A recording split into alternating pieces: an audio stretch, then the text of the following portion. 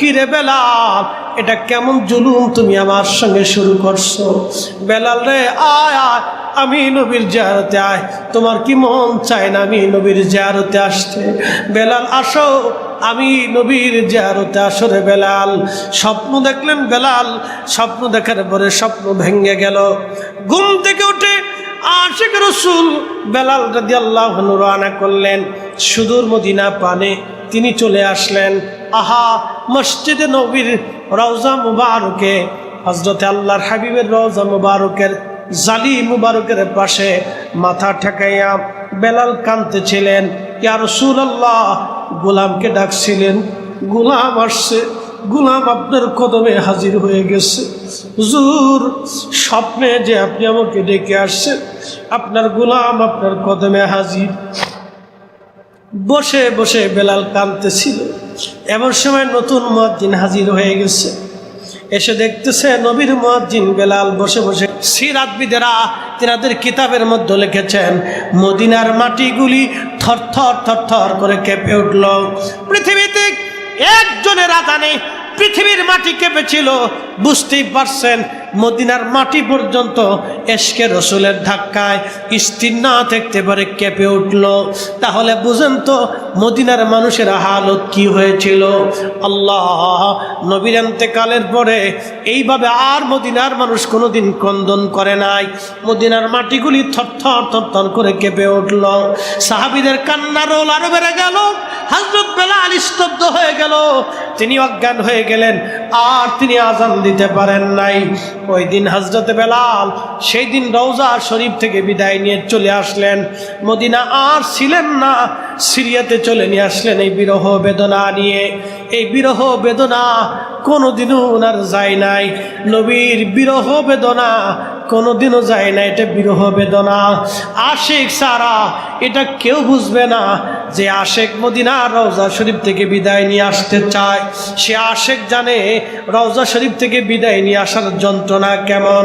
যে রসুলকে ভালোবাসে, নবীজি রওজা মুবারক থেকে বিদায় নেওয়ার সময় সে হাজির কলিজা চিরে আসে।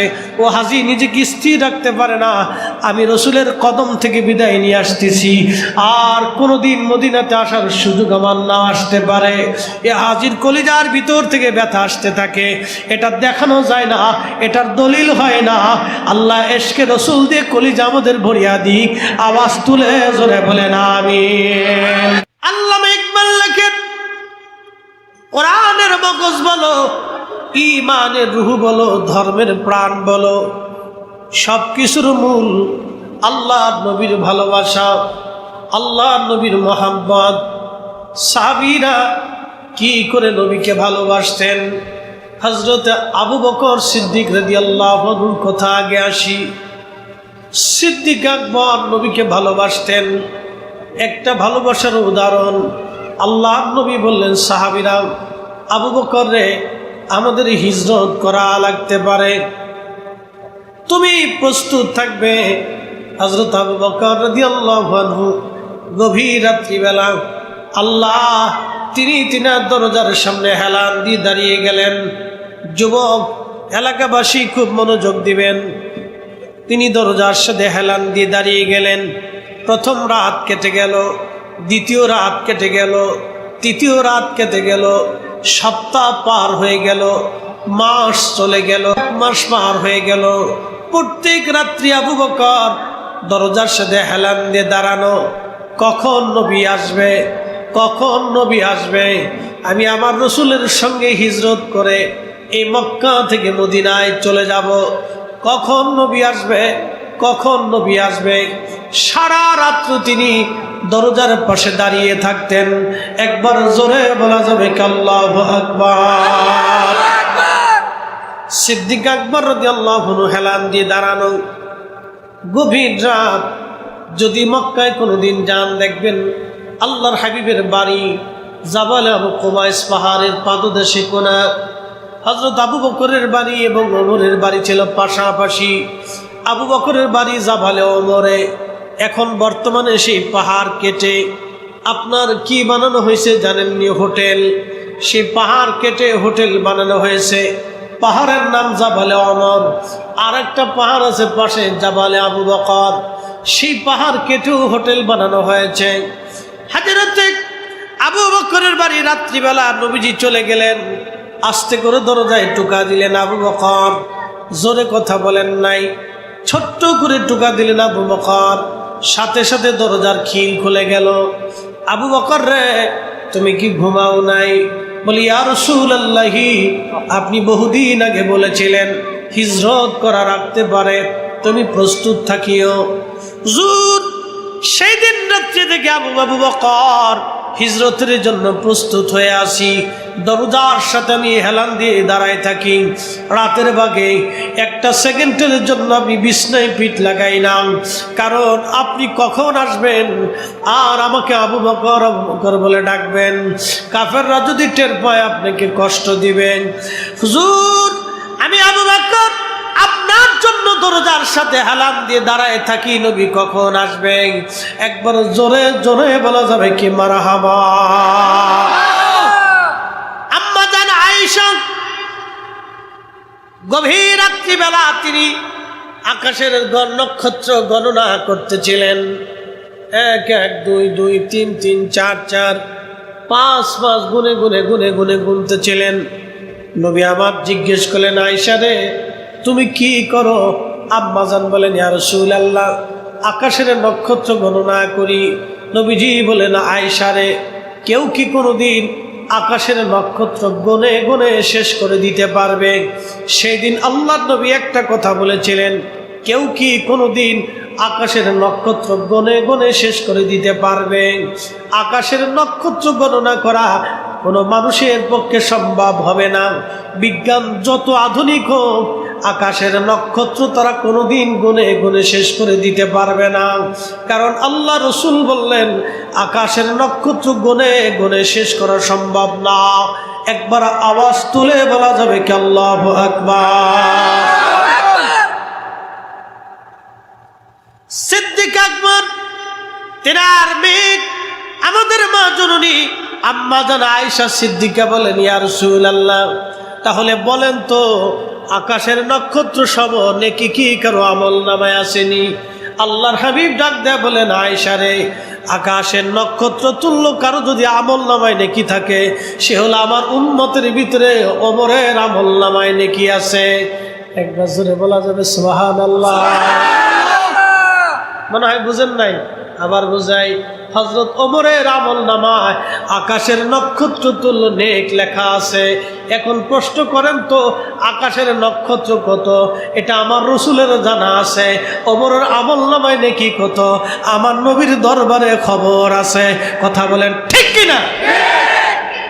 কোরআনে আল্লাহ বলতেছে, কামা আরসালনা ফীকুম রাসূলাম মিনকুম ইয়াতলু আলাইকুম আয়াতিনা। হুজুর আমি আপনাকে পাঠিয়েছি, কামা আরসালনা ফীকুম রাসূলাম মিনকুম, আপনাকে তাদের মধ্যে পাঠিয়েছি। উদ্দেশ্য আমি আল্লাহর আয়াত সমূহ আপনি তেলাওয়াত করে করে শোনাবেন। ওয়ায়ুযাক্কিকুম, উম্মতরে পবিত্র আপনি বানাবেন। ওয়ায়ুযাক্কিকুম, উম্মতরে পবিত্র বানাবেন। এই পানির নাম মাম পানি। কি পানি? মাম পানি। মাম পানি এর অর্থ হলো পানিটা একটা কোম্পানি রিফাইন করে একবারে আপনার বোতলজাত করে মার্কেটিং করে আপনার বাড়ি পর্যন্ত পৌঁছাইলো। আপনার টিউবওয়েলের পানি থেকে এখানে পানি এনে দিতে পারতেন, কিন্তু আপনি কেন মাম পানি দিলেন? এই পানি আর্সেনিক মুক্ত, একেবারে ফ্রেশ, ভেজাল মুক্ত। এখন আপনাদেরকে বলি, জবাব দিবেন, এই বোতলের মধ্যে যদি 1 ফোঁটা গরুর পেশাব আমি দিয়ে দেই 1 ফোঁটা, তাহলে পানি কি আপনি খাবেন? জোরে বলেন কি? এই পানি দিয়ে কি ওযু হবে? গোসল হবে? কারণ কি? জোরে বলেন কারণ কি? নাপাক। পানি ছিল পাক, কিন্তু পেশাব করার কারণে হয়ে গেছে কি? নাপাক। আল্লাহ কোরআনে বলতেছেন, ওয়ায়ুযাক্কিকুম, নবী উম্মতকে পবিত্র বানাবেন। এখন এই পানি দিয়ে ওযু করলে ওযু হয়ে যাবে, কিন্তু পেশাব করার কারণে নাপাক হওয়ার কারণে ওযু হবে না। নবী নিজে পাক হওয়ার কারণে উম্মতকে পাক বানানোর জন্য আসছে। নবী হচ্ছে রিফাইনার, উম্মতকে পবিত্র বানানোর জন্য আসছে। এজন্য নবী নিজে পাক, নবী পাক, নবী পাক। নবী ব্যতীত অন্য কোন উম্মতকে পাক বলা যায় না। নবী পাক, রাসূল পাক। আমরা নবী এক জিনিস না, আল্লাহ নিজেই কোরআন দিয়ে আলাদা করে দিছে। কথা বলেন ঠিক কিনা?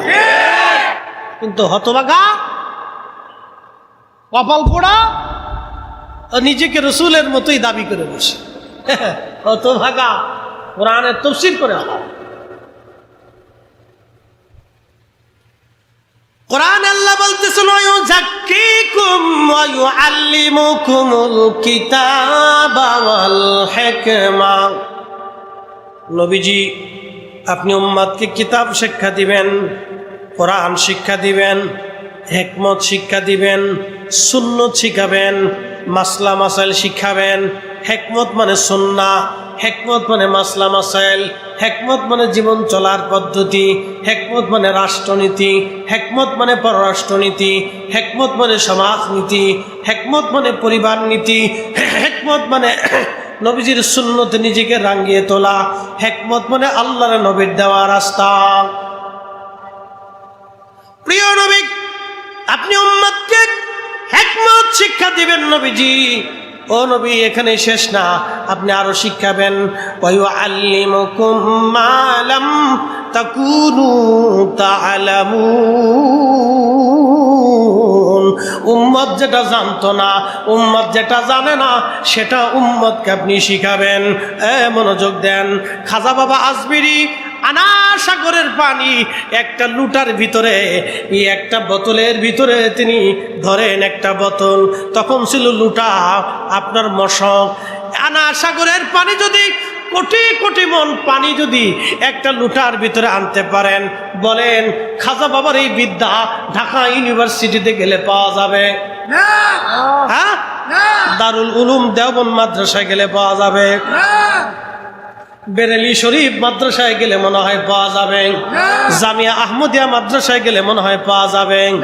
আজহার বিশ্ববিদ্যালয়, অক্সফোর্ড, হার্ভার্ড বিশ্ববিদ্যালয়ে গেলে এই বিদ্যা আপনি পাবেন না। এই বিদ্যা পেতে হলে খাজা বাবা আজমিরির সিলসিলায় ওলিদের কাছে যেতে হবে, হুজুর গাউসে পাকের সিলসিলায় ওলিদের কাছে যাওয়া লাগবে, মুজাদ্দিদ আল ফিসানির সিলসিলায় ওলিদের কাছে যাওয়া লাগবে। ওলি ছাড়া এই বিদ্যা আপনি কোথাও পাবেন না। কি কথা বলেন ঠিক কিনা? প্রিয় বোয়ালখালীর মুসলমান, খুব মনোযোগ দিবেন। আল্লাহর নবী ডাক দিলেন, আয়েশা রে, ওমরের আমল নামায় নেকি যত, আকাশের নক্ষত্র লেখা আছে তত। আম্মা জানা আয়েশার মনটা বেজার হয়ে গেল। আম্মা জানা আয়েশা সিদ্দিকা রাদিয়াল্লাহু আনহার মনটা বেজার হয়ে গেল। নবীজি বললেন, আয়েশা রে, কেন তোমার মন বেজার, কারণ কি? আম্মা জান ডাক দিয়ে বলেন, ইয়া রাসূলুল্লাহ, ভেবেছি আপনি আমার আব্বাজানের নাম বলবেন। আমার আব্বাজান হিজরতের সাথী, আপনার কঠিন দিনের সাথী ছিল, কঠিন বিপদের সঙ্গী ছিল আপনার। জুর জীবনের সব টুকুন দিয়ে আমার আব্বাজান আপনার খেদমত করেছেন। আল্লাহর নবী ডাক দিয়ে বলেন, আয়েশা, তুমি কি জানো আমার আবু বকরের এক রাতের আমলের ওজন কত? আমার সারা উম্মতের আমল এক পাল্লায় দিলে আমার আবু বকরের ওজন, ওই রাতের আমলের ওজন, ওই রাতের নেকির ওজন এক পাল্লায় দিলে, আমার সারা উম্মতের আমল আর এক পাল্লায় দিলে আবু বকরের ওই রাতের নেকির ওজনের সমান হবে না। একবার জোরে বলা যাবে কি মারহাবা? আয়েশা বলতেছিলেন, হুজুর কোন রাত? বলবেন কি কোন রাত? সেই রাতটা কোন রাত যে রাতের আমলের এত ওজন? আল্লাহর নবী কথা বলার পরে আম্মা জান বারবার বলি, ইয়া রাসূলুল্লাহ, বলবেন কি কোন রাত? কোন রাতের আমল এত ওজন ওয়ালা? নবীজি বললেন, আয়েশা রে, আমি বহুদিন আগে বলেছিলাম আবু বকর হিজরত করা লাগতে পারে। আয়েশা রে, হিজরতে রাত্রিবেলা আমি ঘরের দরজার মধ্যে টুকা দিলাম, সাথে সাথে দরজা খুলে গেল। আল্লাহর নবী আমি সেই দিন ডেকে বললাম, আবু বকর তুমি কি ঘুমাও নাই?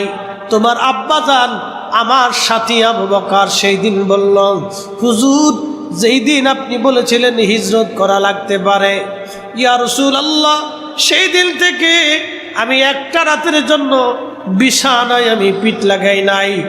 স্ত্রীর শয্যা ত্যাগ করেছি, আমি সন্তানের শয্যা ত্যাগ করেছি, নিজের বিছানার শয্যা ত্যাগ করেছি। আপনি নবীর আশায় আমি আবু বকর বুক ভরা আশা নিয়ে দরজার সাথে হেলান দিয়ে দাঁড়ায় থাকছি। আর যদি ঘুমায় থাকি, আপনি নবী এসে বারবার আবু বকর বলে বলে ডাকবেন, আপনার কষ্ট হয়ে যাবে, কাফেররা কষ্ট দিয়ে ফেলবে আপনাকে, ইয়া রাসূলুল্লাহ সেই জন্য আমি আবু বকর ঘুমাইতে পারি নাই। আয়েশা রে, সেই রাতের ওজন এত পরিমাণে, এই রাতগুলির নেকের পাল্লা এক পাল্লা যদি দেওয়া হয়, আমার উম্মতের সব উম্মতের নেকের পাল্লা এক পাল্লায় দিলে আমার আবু বকরের এই রাতের নেকের পাল্লার ওজন সমান হবে না। একবার জোরে বলা যাবে কি সুবহানাল্লাহ?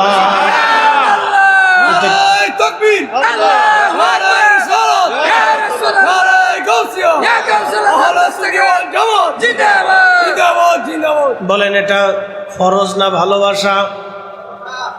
আস্তে হয়ে গেল, জোরে বলেন, ফরজ না ভালোবাসা? কিসের ভালোবাসা? নবীর ভালোবাসা। কিসের ভালোবাসা? নবীর ভালোবাসা।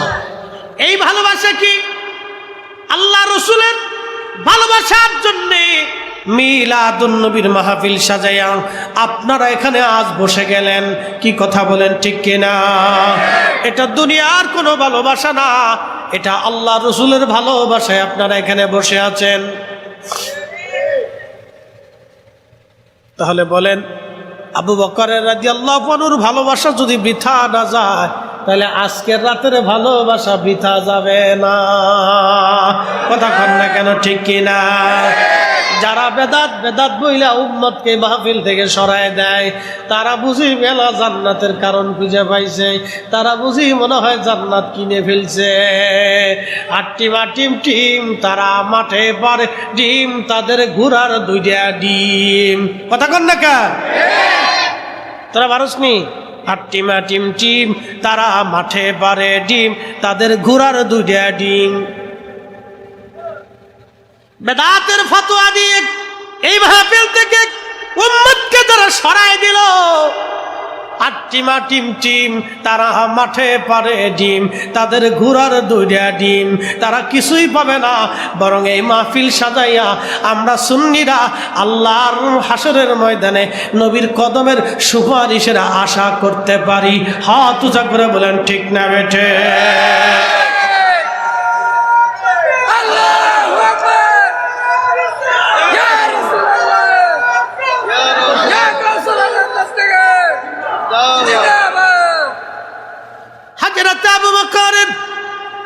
ভালোবাসা নিয়ে দুটি কথা বললাম, শেষ হবার না। ভালোবাসার মূল্য এত বিরাট যার সীমানা নির্ধারণ করা যায় না। রসুলের ভালোবাসার মূল্য আল্লাহর কাছে এত বিরাট যার সীমানা নির্ধারণ করা যায় না, কোন সীমানা নির্ধারণ করা যায় না। সেই জন্য এই মাহফিলগুলি মিলাদুন নবীর মাহফিল, মূলত নবীকে কেন্দ্র করে, রসুলকে মহাব্বত করে, নবীকে ভালোবেসে এই মাহফিল সাজানো হয়। অতএব এর মর্যাদা আমরা আপনাকে হিসাব করে বলে দিতে পারবো না। যদি আল্লাহর নবী খুশি হয়ে যায় তো বি গায়রি হিসাব ফিল জান্নাতি। কথা বলেন, ঠিক না বেঠিক? আমি নবী না মানিলাম, কি যে ভুল করিলাম, ভস্মে ঢালিলাম ঘি, মানুষ হইয়া ভবেতে আসিয়া মানুষের করিলাম কি। মানুষ হইয়া ভবেতে আসিয়া মানুষের করিলাম কি। যেহেতু এই আলোচনার মধ্যে ঢুকছি, এখন আবু বকর থেকে হযরত ওমরে চলে যাই। বেলালের আলোচনায় আমি পরে আসতেছি। হযরত ওমরে চলে গেলাম, তার রাষ্ট্রের শাসন ব্যবস্থা নিয়ে আলোচনায় চলছি, খুব মনোযোগ দিবেন। হযরত ওমর রাতের আধারে ঘুরে ঘুরে গোপনে গোপনে দেখতেন কে খায় কে খায় না, কে ঘুমায় কে ঘুমায় না, কার কি অভাব আছে। একজন রাষ্ট্রপ্রধান, কল্পনা করতে পারবেন আমিরুল মুমিনিন, আল্লাহু আকবার। মুসলিম মিল্লাতের কত বড় দেশ, বর্তমানে ইয়ামান, ওমান, সিরিয়া, লেবানন, লিবিয়া, ফিলিস্তিন, এরপরে ইরাক, এরপরে ইরান, সৌদি আরব, কুয়েত, কাতার, দুবাই, বাহরাইন, এইরকম পৃথিবীর বিরাট একটা অংশের তিনি খলিফা। ওই পর্যন্ত মরক্কো পর্যন্ত, আল্লাহু আকবার, টিউনিশিয়া, আলজেরিয়া, নাইজেরিয়া, সুদানের এক পাশ, বিরাট বড় খলিফা তিনি, মুসলিম মিল্লাতের খলিফা, মিশর সহ বিরাট অংশের খলিফা। একবার জোরে বলা যাবে কি আল্লাহু আকবার? এরকম বাংলাদেশ যদি আপনি 200 আনেন, কয়শো? 200 বাংলাদেশ এক জায়গা করলে যত বড় হবে, হযরত ওমর রাদিয়াল্লাহু আনহু তত বেলাকার ছিলেন খলিফাতুল মুসলিমিন, 200 বাংলাদেশের খলিফা। না বাড়ি যায় এখন? হ্যাঁ, আরো জোরে কর। আর মেম্বারের ফুল আর চালায়, আর রাস্তায় হাঁটা যায় না। উচিত কথা বললে তো মায়ের সব বেতার হয়ে যাবে রে। মেম্বারের ফুল আর এমন ভাঙ, আর মোটরসাইকেল চালানোর যে সিস্টেম, ও সামনে মুরব্বিও চিনে না, চাচাও চিনে না, খালুও চিনে না। কথা কন না কেন? আমি খারাপ কিছু বলতেছি? খারাপ কিছু বলতেছি না তো ভাই। এই যে বড় ভাইরা এখানে উপস্থিত আছে, মুরব্বী উপস্থিত আছে, ভাই ব্রাদাররা এখানে উপস্থিত আছে, বাবাজিরা আছে। আমরা দেখছি আমাদের বড় ভাইরা মুরব্বীরা দেখলে সাইকেল থেকে নেমে সালাম দিয়ে তারপরে যাইতো। উস্তাদ মাসায়েক দেখলে আমরা এখনো আমাদের দামি গাড়ি থেকে নেমে যাই, আমরা এখনো নেমে সালাম দেই। এত জনপ্রিয়তা সারা বাংলাদেশে, কোটি কোটি মানুষ আমাদের ওয়াজ শোনে, এখনো রাস্তা থেকে নেমে হুজুরের পায়ে সালাম দেই। সেই দাখিলে পড়ছিলাম আলিমে ক্লাস 5-এ, সেই উস্তাদরে সালাম দেই পায়ে হাত দিয়ে, এখনো সালাম দিই। আমরা গাড়ি থেকে নেমে যাই হুজুর দেখলে। আর ছেলেরা এমন ভাবে মোটরসাইকেল চালাচ্ছে, হুজুর, আলেম, ওলামা, পীর, মাশায়েখ, মুরব্বি কিচ্ছু মানে না। কয়দিন পরে দেখা যায় ঢাকা পঙ্গু হসপিটালে ঠ্যাং একটা এমনি ঝুলে দিয়ে পড়ে রয়েছে।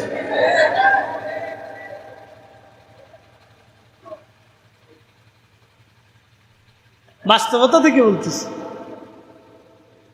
কত বড় মিল্লাতের খলিফা তিনি, কোনো দেমাগ নাই, সাধারণ বেশে রাতে রাতে হাঁটতেছে। গভীর রাত, তার গোলাম ছিল আসলাম, এই আসলামকে সাথে নিয়ে এসে হাঁটতেছে। দেখতেছে মরুভূমির ভিতরে বদিন পল্লীতে, বেদুইন এলাকাতে একটা ছোট্ট ঘরের ভিতরে মিটমিট মিটমিট করে আলো জ্বলতেছে। আল্লাহু আকবার। না না, জোরে বলেন আল্লাহু আকবার। হা, মিটমিট করে আলো জ্বলতেছে। আমাদের আকাবির পীর মাশায়েখ যারা ছিল, আগের বড় বড় ওলি যারা ছিল, তারা এরকম খুঁজে খুঁজে খুঁজে খুঁজে রাত্রিবেলা খাবার দিয়ে আসতো। আনকার অনেক পীর আছে ঘরের ভিতর থেকে বেরিয়ে হইতে চায় না। উচিত কথা বললে মায়ের সব বেজার হবে না। অনেক পীর আছে ঘরের ভিতর থেকে মরিতে দেখা সাক্ষাৎ করার টাইম পায় না। এটা করলে সুন্নিয়তও থাকবে না, দ্বীনও থাকবে না। কি কথা কন না কেন? আস্তে আস্তে হবে, গরিবের খোঁজ নিতে হবে। খলিফাতুল মুসলিমিন ওমরের মতো যদি এত মিল্লাতের খলিফা রাতের আধারে রাস্তায় বের হতে পারে, হযরত ওমরের জুতা মোবারক এক পাল্লায় দিলে, আর সামাম সাহাবে کرام ব্যতীত সব উম্মতকে আর এক পাল্লায় দিলে হযরত ওমরের জুতার ওজনের সমান হবে না। কি কথা কন না কেন? ঠিক কিনা? তাদের মতো ব্যক্তিরা যদি রাতের আধারে গরিব মানুষের খোঁজ নিতে পারে, তা আমি আপনি ছাতা কাটা, আমি আপনি কে? কিছুই না। তাদের তুলনায় আমরা কিচ্ছু না। এই জন্য আমাদের সমালোচনা আগে করতে হবে।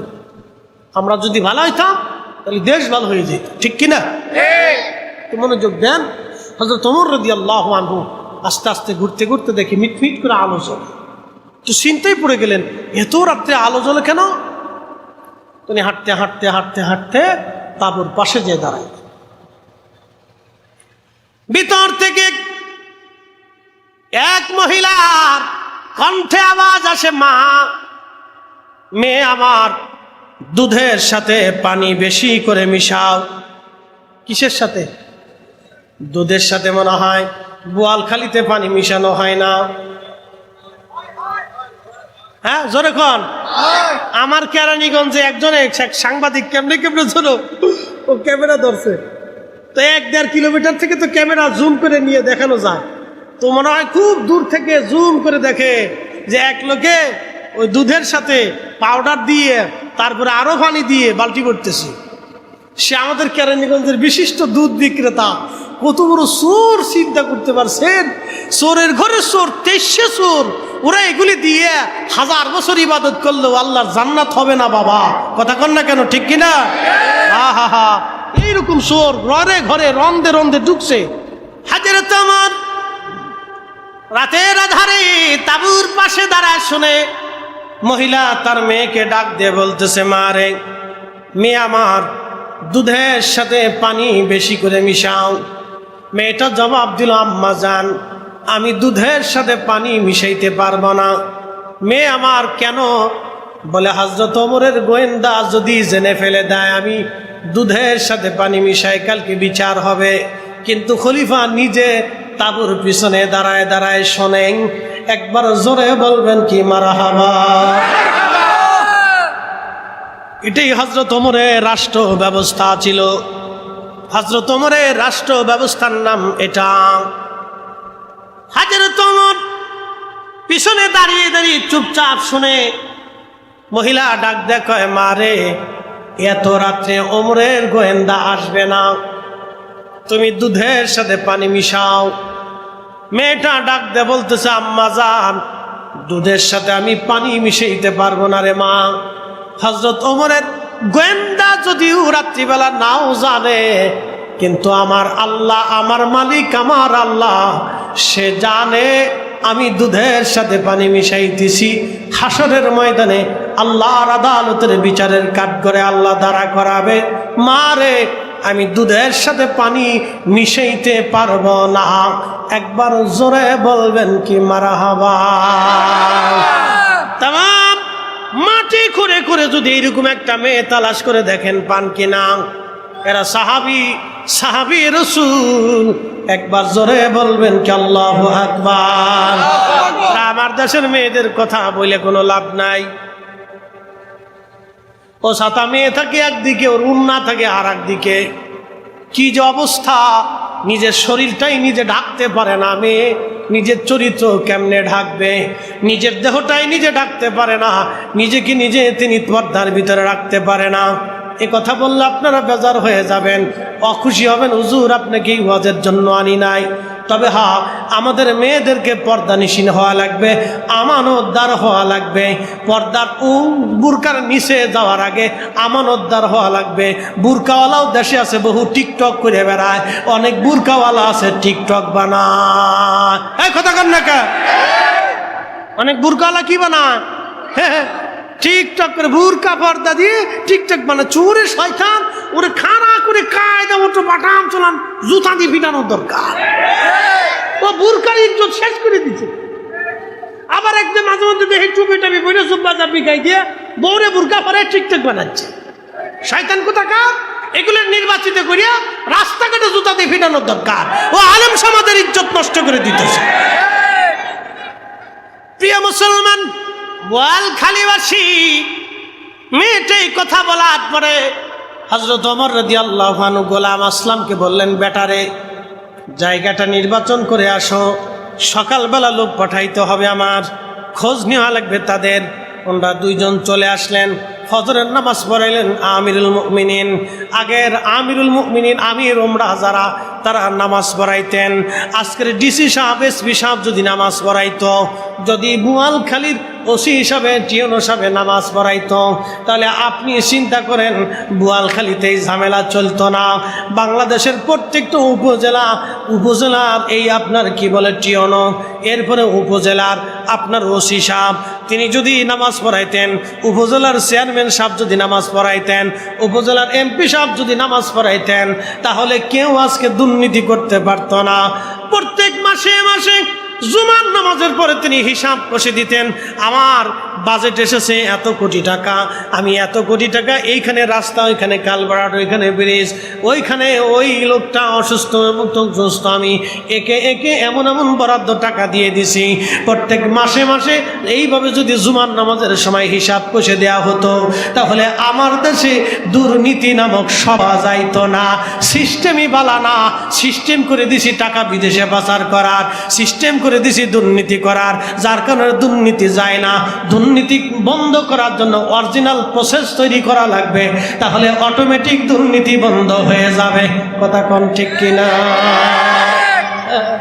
খোলাফায়ে রাশিদিনের নীতিতে আসে, দুর্নীতি অটোমেটিক বন্ধ হয়ে যাবে। খোলাফায়ে রাশিদিনের নীতিতে আছে, দুর্নীতি কিচ্ছু থাকবে না। গরিব গরিবেরটা পাবে, সবার সবারটা পাবে, কেউ না খেয়ে থাকবে না। কষ্ট হইতেছে আপনাদের? কিন্তু নির্বাচন আসলে তো ভোট 500 টাকা দিয়ে দিবেন। আমার ভাই, তোমার ভাই, অমুক ভাই, তমুক ভাই, অমুক ভাইয়ের চরিত্র ফুলের মতো পবিত্র। আরে আল্লাহ রসুলের চরিত্র ছাড়া ফুলের মতো পবিত্র চরিত্র পৃথিবীতে কারো নাই। এই কথা কন না কেন, জোরে বলেন। আল্লাহ রসুলের চরিত্রের মতো পবিত্র চরিত্র আর কারো, জোরে বলেন, আর কারো। আপনি যে সারাদিন রাত ভরে শিখলেছেন আমার ভাইয়ের চরিত্র ফুলের মতো পবিত্র, আমার ভাইয়ের চরিত্র ফুলের মতো পবিত্র, এই মিথ্যার জন্য কিয়ামতের ময়দানে আপনাকে দাঁড়াইতে হবে। আল্লাহর আদালতে আপনি হিসাব করছেন, 500 টাকা দিয়ে চরিত্র ফুলের মতো বানাই ফেলছেন। আগেই বলছে আমি উচিত কথা বললে হুজুর কিন্তু ভালো হবেন না। এই স্লোগান দিবেন না, অন্য স্লোগান দেন, অন্যটা দেন। ভোট চাই ভোটারের, দোয়া চাই সকলের, দেন, অসুবিধা নেই, দেন। ভোট চাই ভোটারের, দোয়া চাই সকলের, চাইতে পারে। কিন্তু নির্ভেজাল ফুলের মতো চরিত্র আমার রসুলের মতো আর কেউ। আল্লাহ রসুলের চরিত্র ছিল একবারে ফুলের মতো পবিত্র, সুঘ্রাণময়। একসাথে বলবেন না আল্লাহু আকবার। ওয়া ইন্নাকা লাআলা খুলুকিন আযীম, মহান চরিত্রের অধিকারী। 500 টাকা পাইয়ে কি স্লোগান মারতেছি, ওরে শরীরের জোশ আসছে রে।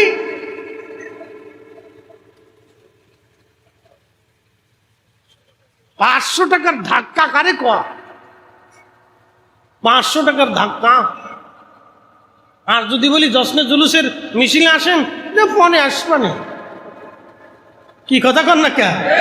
কারণ এই সময় তো কেউ টাকা দেওয়ার চায় না। আসবানে, আসবানে, এই সময় ভালো লাগে না। 500 টাকা ধাক্কা চলতেছে না, সাবধান, মিছিল করেন, কিন্তু ওই সমস্ত কথা বলবেন না যে কথার কারণে কিয়ামতের ময়দানে আল্লাহর আদালতে দাঁড়াইতো।